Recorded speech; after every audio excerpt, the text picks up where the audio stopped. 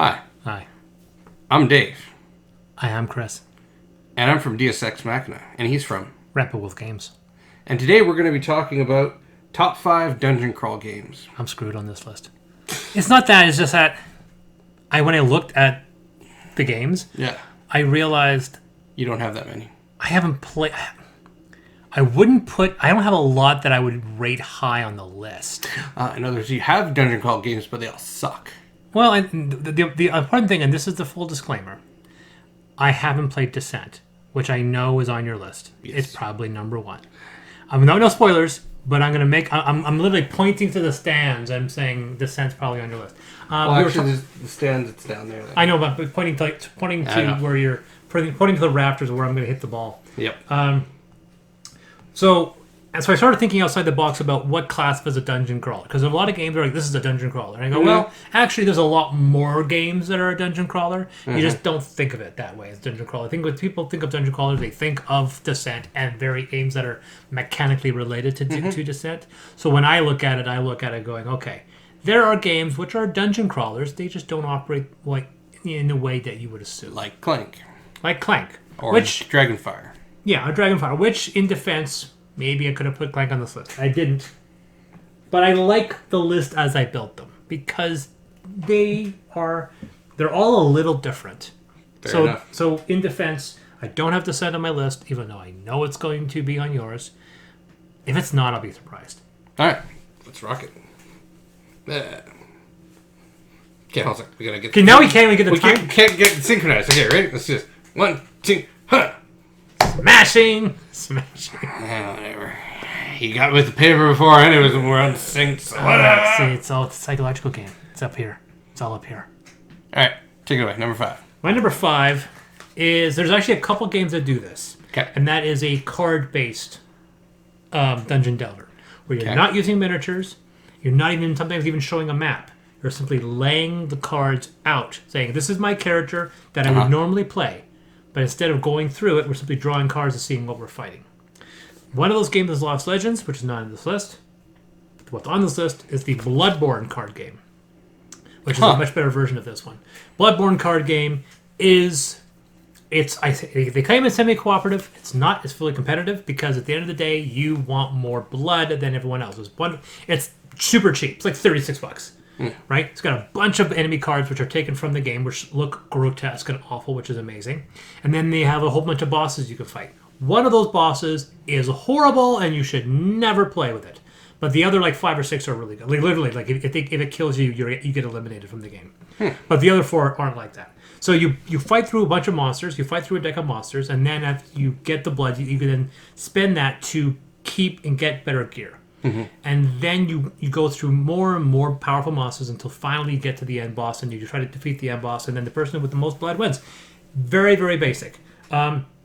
But I love the fact that it is a competitive game, and you love when you pull out of where you're like, you know what, I'm not going to fight this guy, so I'm gonna leave to it, but I'm going to make sure that it destroys you. And there was a situation where it was like the last turn with me playing with James, who's a big trolling competitive player, and he was leading a round, and he was going to go after, and I played a card which did a little bit of damage to him, but it inflicted double damage against any player that used a melee attack. So when he drew his super powerful melee weapon, which he's been using for the entire game, it destroyed him, so he lost all the blood that he was earning up until that point. And then Nicole and I went tink, tink, tink, tink, tink, and we killed off the main villain. And it was just incredibly satisfying. James still won, but I was just so happy that I was able to destroy him hard in the last turn. But yeah, Bloodborne, Lost Legends Lost Legends would be a better game if the game designer's rules were implemented, because it's got more complexity. There's more to the game. I love the card drafting element, so it's a better game if the rules were designed better, and if you didn't have to homebrew it. If you homebrew it, it's a better game, but I can't put that on my list. So that's my number 5 pick, Bloodborne, the card game. Off to you, David. All right, so my number 5 is a game that if you had the entire library of the game fall on you, it would probably kill you. Oh, so it's... Gotcha. and it's in its second iteration. And it is basically the quintessential dungeon crawler for most people, and that is Descent 2.0. I'm surprised this is so hot. This is low. I thought this would be like 1 or 2. No, it's number 5. So Shadows of Brimstone is going to be number 1. Nope. So because actually I don't know. Is Shadows of Brimstone a dungeon crawler? Yes. Oh God, yes. Then it's definitely on this list. Yeah. And he has no. I'm nearly name checking almost every game you have because I know you have Descent and I know you have Shadows of Brimstone. You probably don't know what mine. No, you can guess what one of them is. So yeah, it's the quintessential dungeon crawler. You can start off the game picking your myriad of classes that there are available in this game.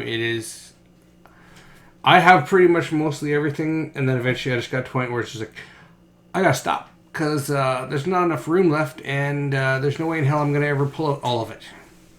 So. Where are your Descents? Oh, right there they are. So that is Descent 2.0. Which I should play. Yeah. It actually is a pretty good game.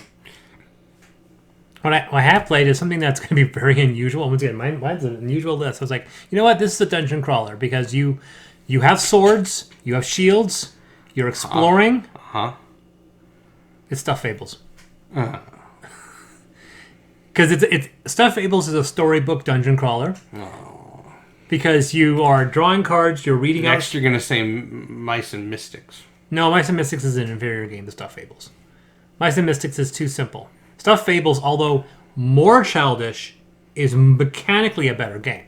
There's more strategy involved, more things you can do. I like the story. It's adorable. You mean adorkable? It's adorable. I had a little red cape, and you earn buttons you can spend.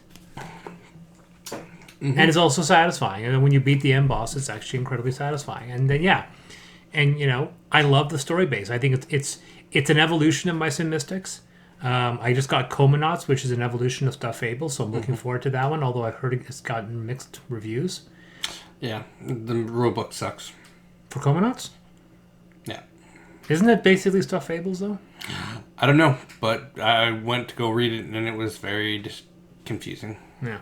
So so Stuff Fables, not what you expect for a dungeon crawler, but hey, you're looting, you're killing monsters, you're moving through a map. It is as dungeon crawl as they come. It's just for families and for people who think they're 12. Cool. So that's my number 4 pick, Stuff Fables. All right. My number 4 is, again, another game that is in its second iteration. And in my opinion is the better iteration of the game. Because it removes the need to have a GM. And that is Mansions of Madness. Second edition. So do you think this game is definitely a dungeon crawler? Oh yeah. Okay, good. Yeah, it's definitely a dungeon crawler. To the point where basically as you're exploring, you're pulling out the actual map tiles. Yeah, you're pulling out the map tiles, you're exploring, you're trying to beat monsters. You're trying to, yeah. I love the fact that in this game is just like, oh, there's a monster. Oh, we defeat him. No, you don't. You run. You run. You run hard. When we played our last game, I was on level 2. The map was really messed up. It was like altering realities and so forth. Mm-hmm. And everyone was in a fight and just getting their butt kicked. Like literally, they were running 2 or 3 rounds, and we knew the game was about ready to end. Yeah. And he was kicking the crap out of the other 3 characters, and I'm literally running for 3 rounds because I had the gun. I was the only guy with the gun, and I turn around and I start emptying the clip and kill this guy, and I beat him. I'm like, "Thank you, got him here." Just literally because the one monster was killing. Yeah. He literally dropped one character. Mm-hmm. And then another character kind of took an insanity because of the psychosis she was getting from that. And then I literally ran into the room and then shot my gun and killed the beast. And we were actually able to win that game. We've actually not lost Mansions of Madness yet. Yeah, I remember playing one game of Mansions of Madness, and because it's got a limited replayability, because if you played one of the missions, you know what's going to happen again. Yeah, to a certain extent. I knew we had to get to this one person, but nobody was going, and it basically boiled down to it's just like, yeah, you took too long, and the world opened up and swallowed you all and died. It's like, yeah, that's what I figured. It's, in my opinion, the best Fantasy Flight Cthulhu game. Yeah. It is definitely one of the best It's them learning, basically applying everything that they've learned from all the crappy ones that they still sell and claim are good. Yeah. Plus, also, I find it is one of the ones that is most thematically true to what H.P. Lovecraft wrote. Yeah, without the whole racism part. Yeah. No, I mean, if you really want to, if you actually read H.P. Lovecraft, it's like, oh, dude, this is some messed up stuff. Especially because he wrote it in 1920. Yeah. That's the part that just makes it even worse. It's just like, wow. But yeah, so that's my number 4, Mansions of Madness 2nd Edition. My number 3 pick is a dungeon crawler, one of my favorite new dungeon crawlers, despite that I think that it is way too expensive because it is a miniature forward game, and that's Hellboy. Hellboy, giant box, 90% of its miniatures. There are 100 plus miniatures in the main box, and the expansions added even more. The actual game portion of it it's kind of like Mansions of Madness in a way, where so much of the game is simply the miniatures you're going to be moving around it. But with that game, they dump a lot of it into the app. So there's actually tons of content, but it's hiding in the app. Hellboy doesn't have an app. It just has this much content in this much box because everything's a miniature. There's no standees. Like, you're a miniature. Your meeple on the action tracker is a miniature. I like the fact that the tokens are also little tiny miniatures. They're not cardboard tokens. They're little plastic miniatures, right? Everything's a miniature. But it's a map put down, but it's the only cooperative dungeon delver where you didn't feel like every battle was a battle for your life. Until you got to the end boss, everybody is basically a pushover. Some of them may get a shot on you. But if you're friggin' Hellboy and Abe Sapien and Lobster Johnson, you do kick ass. You are amazing at your job. And I always state this. This was a very funny thing after like the second or third game. A friend of mine who was playing, not Lobster Johnson, but someone else who was a support character. And a killer support character. Like, he's just like, wow, this guy's good. And he's like, at the end of the game, after we won the game, he's like, I'm not used to this. He's like, I'm not used to being so emboldened and enabled. I'm not used to playing a game where my character felt powerful, where he felt more powerful than the rank and file creatures. And you play another game, well, most of the game's like, oh my god, there's a goblin, flee!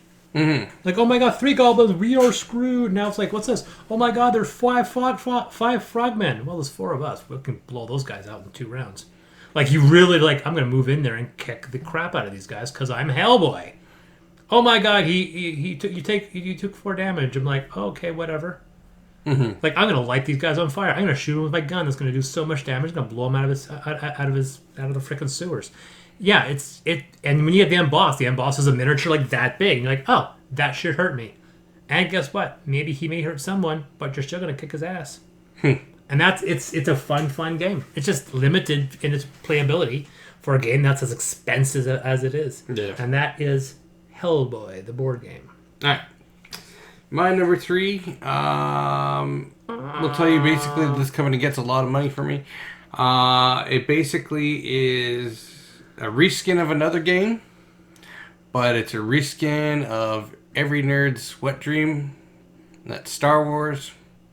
So this is Imperial Assault, which is basically Descent reskinned in the Star Wars universe. Is that really what it is? Yep, it really is. I actually didn't know that. Yep, it is. That line was like, give me your board game card. Yeah. And it is, again, amazing. However, they changed it up a little bit in the fact of there are side quests and the campaign is just so massive. They also included skirmish modes. They basically thought, what is it that everybody wants in a Star Wars game? Okay, let's put that in this game. So now, like I said, educate me, because for someone who loves the Star Wars franchise, I don't own a single Star Wars game outside of Monopoly, which is kind of weird. That is sad. Yeah, I know. I don't know why. But Imperial Assault is cooperative? Yep. Why don't I own this?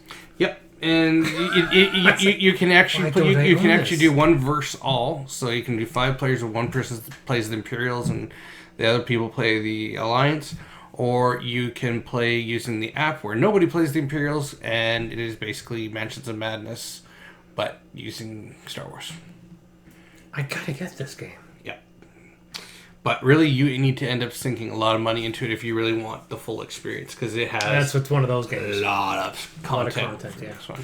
But you can get the core set and just start with that and just build up. Well, it It's not one of depends. those games. If you want to play the campaign, Like in Mansion of Madness, you can get the core Mansion of Madness, which already costs enough as it is. Yeah. And then when you finish it, you can just buy other missions. well, that's the only thing with the quest, especially using the app. If you're going to play Imperial Assault, you need to, when you play through the core set, if you want to buy expansions, basically you got to start all over again, because it latches into other things, so decisions you make will then affect where you go in the expansions. No. Okay. So All right. So that's your number 3, Imperial Assault. My number 2 is a game that you're surprised on here, but it has to be on this list because it is fun. That's Gloomhaven. I know Gloomhaven is getting further and further off your list, so I know it's not on this list for you. It's not even in this room. Wow. It's still, oddly enough, it hasn't got played in a few months just because there have been so many other games we wanted to try, because we actually have a bunch of games we haven't played yet, and we're committing ourselves to playing games like we haven't played. Like we played a game we got a year ago. We haven't played. We played it. Yeah. I'll tell you what it is at the end, but we played it, and she's like, let's play it again. And we played it 3 times, and bang, bang, bang, and over the course of 3 hours. It's just like, well, we've been sitting on this thing for a year. But Gloomhaven is still a fun game. It is the opposite of what I was just saying with Hellboy. Because in that game, you're like, oh, there are 6 monsters. In D&D, the entire session of Gloomhaven is one battle in D&D, which takes you 45 minutes. Mm-hmm. But it takes you 3 hours, but it's Gloomhaven. Yeah. Right? So it's just weird. They took the entire combat experience of one single D&D encounter and turned it into a much more complicated simulator of combat maneuvers. And it's good because, thankfully, there's not much more complexity. You're not exploring this dungeon for 4 hours. You're going to 2 rooms, and that's it. The battle begins immediately. But I have to give them credit for the amount of detail they put into the lore, into the setting, the city events, the road events. It's just not very linear, though. Yeah, like I said, once you play the game, you're expecting more and more story, and then you end up finding more events, but it's not like, well, my character has gone through his arc. Like, no, there's no arc, there's no story. No, this is almost like a history lesson of a world that you're just playing. See, my problem that I have with this game, and it's true with a lot of other games. I'm sorry, let me just sit back.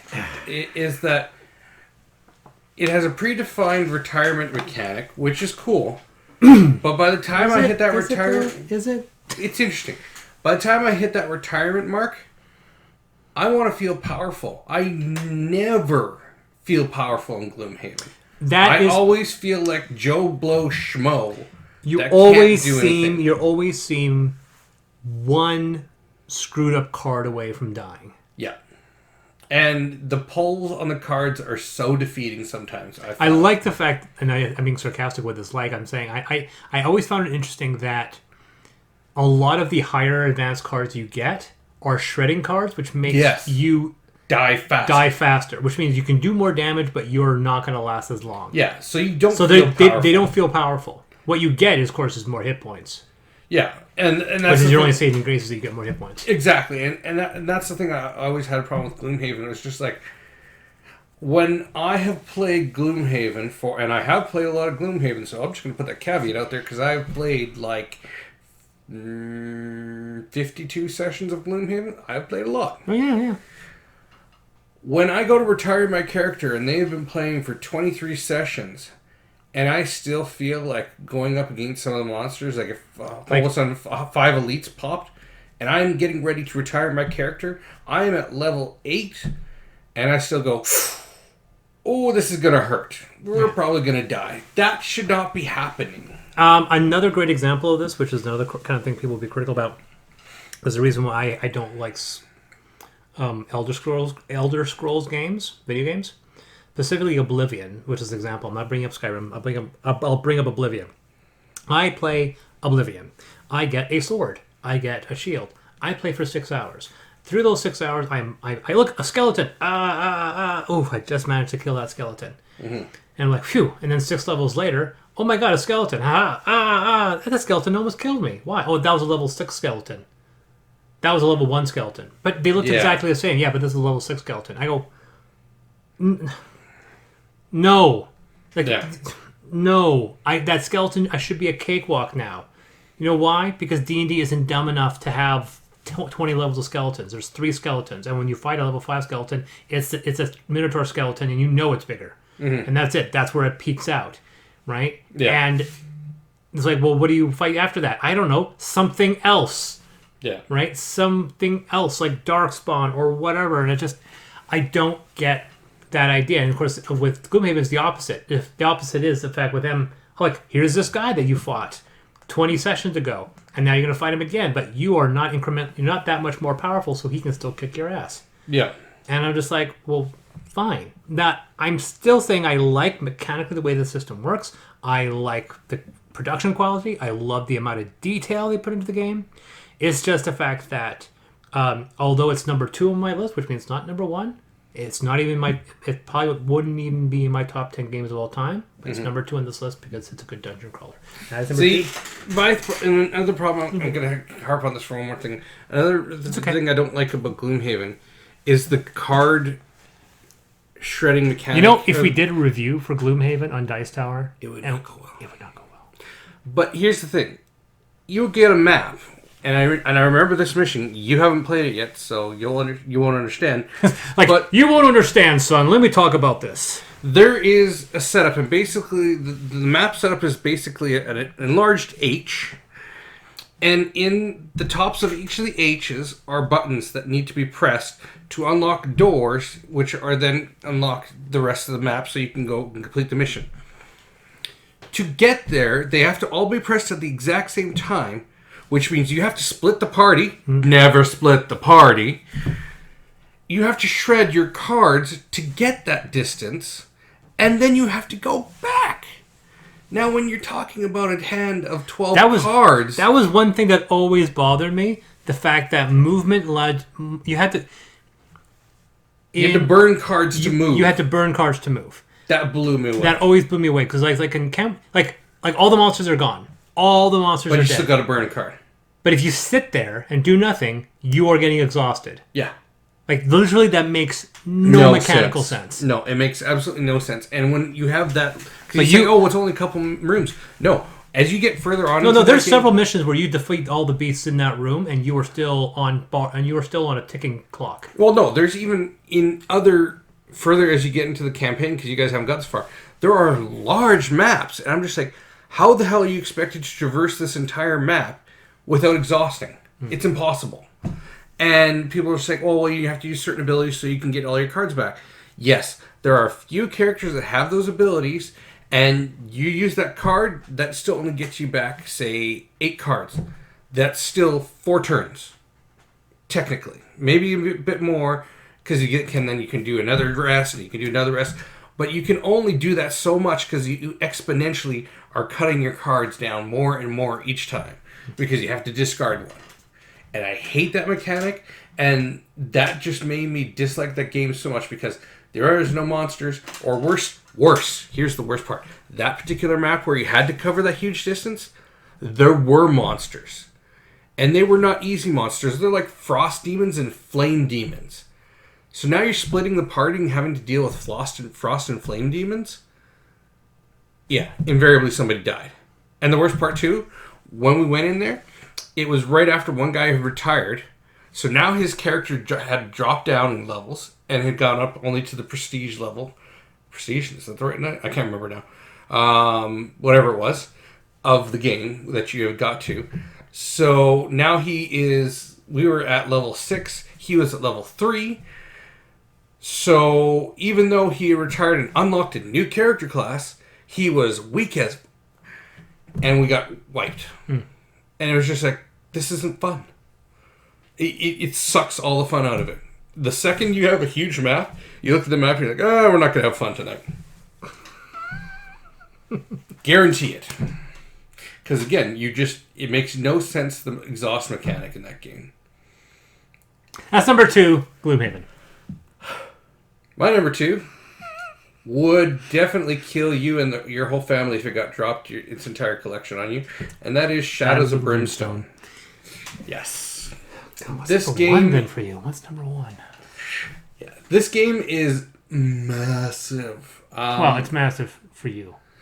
Well, if you own everything for it, it's massive. It is just. It's like 30% of this room. It's insane.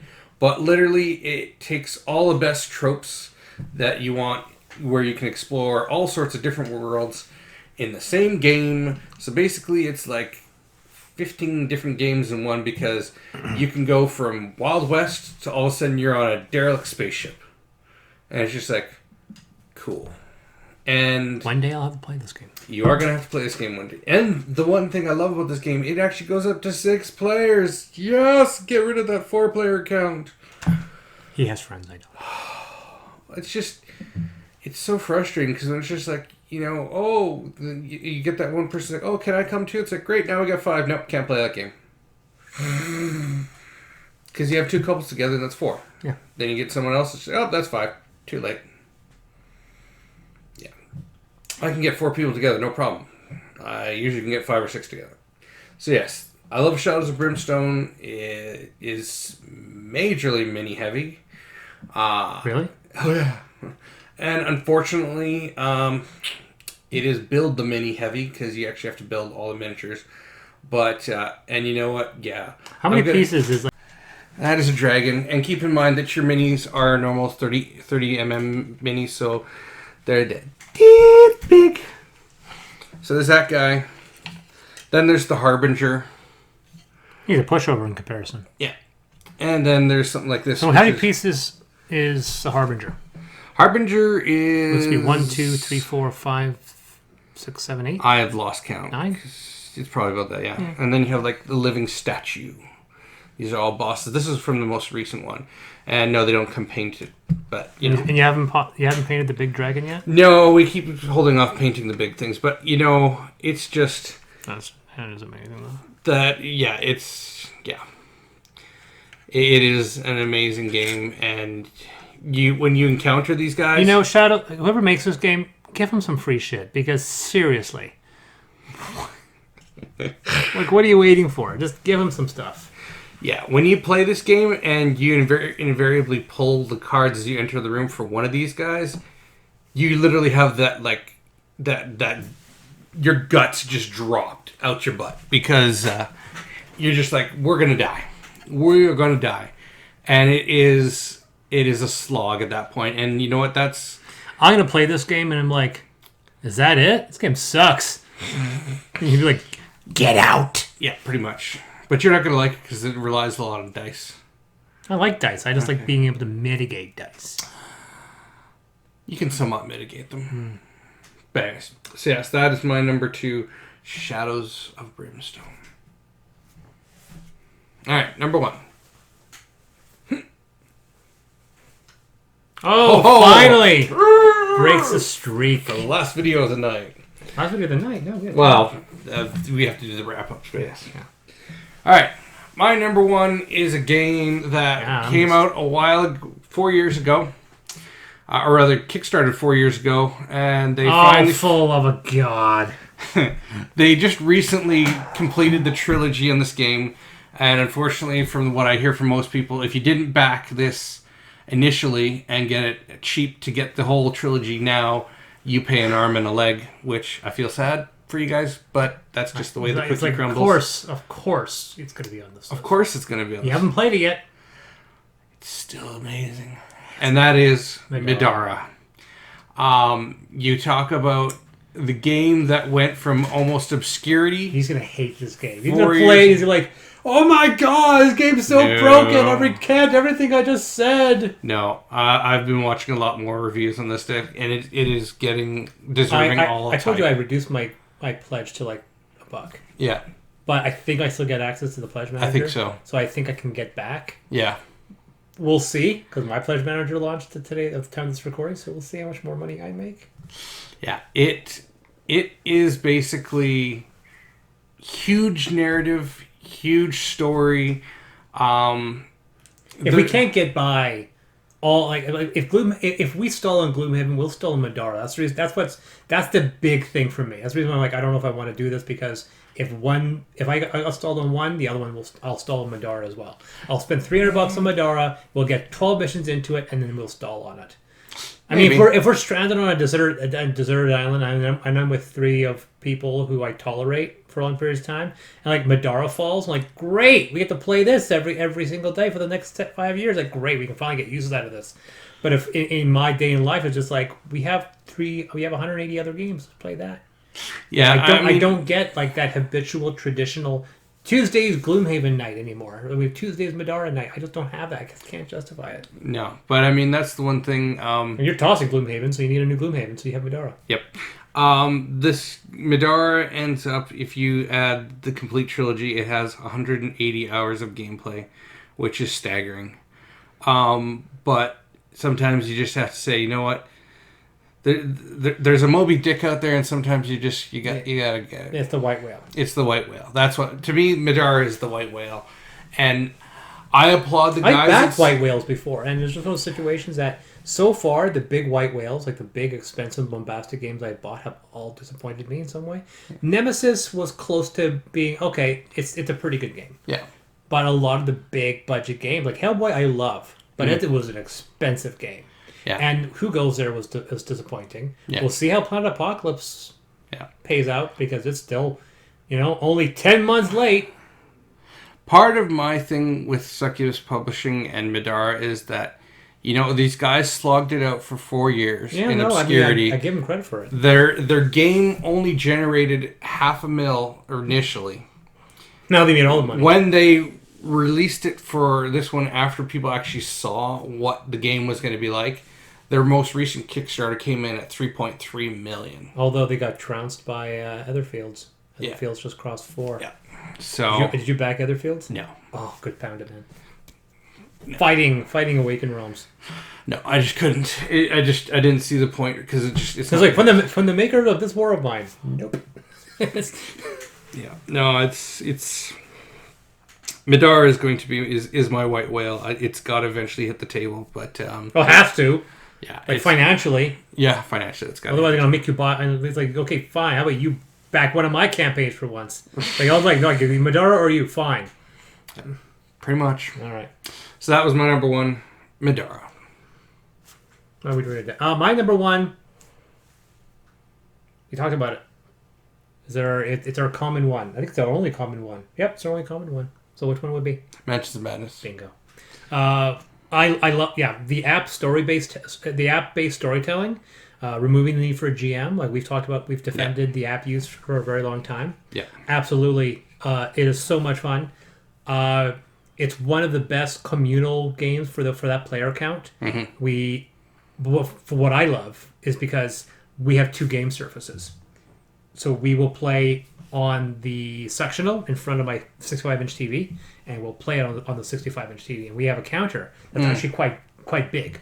So we have a coffee table that actually lifts up, and it's actually quite large. So we actually can play on that surface. So we were playing on that surface, and it was on a big 65-inch TV. And I'll tell you, that is the best way to play that game. It is super fun. Yeah. Yeah. Nothing more we can say. Mansions of Madness 2nd Edition. It's a great game. There's a reason why I'm probably going to be... I was trying to get Fantasy Flight to send me a game for free, but I don't think they're biting. It's too bad. So I may have to buy Journeys into Middle Earth, because it's basically the same thing. But yeah, I would die if they made that sci-fi. I would literally... Oh, yeah. Yeah. I would... Well, that's Imperial Assault. Is Imperial Assault story-based as mentioned? Yeah. Yeah. Except I think I just want more dark space. Like after Nemesis, I was like, oh god, you guys can do so much more of this. It would be awesome to have an alien base version of Mansions of Madness. Oh, I want all of this. So number 5 is Bloodborne, the card game. Number 4, Stuffed Fables. Number 3, Hellboy. Number 2, Gloomhaven. Number 1, Mansions of Madness 2nd Edition. On to you. Number 5, Descent 2.0. Mansions of Madness at number 4, 2.0, of course. Imperial Assault is number 3. Shadows of Brimstone is number 2. And the Moby Dick, number 1, Madara. So, I've been Dave. I have been Chris. Come on, you can do it once. I can hear his neck snapping. And remember, The rules are just... Apparently he can. Remember, the rules are just suggestion. Play the game how you want to play it.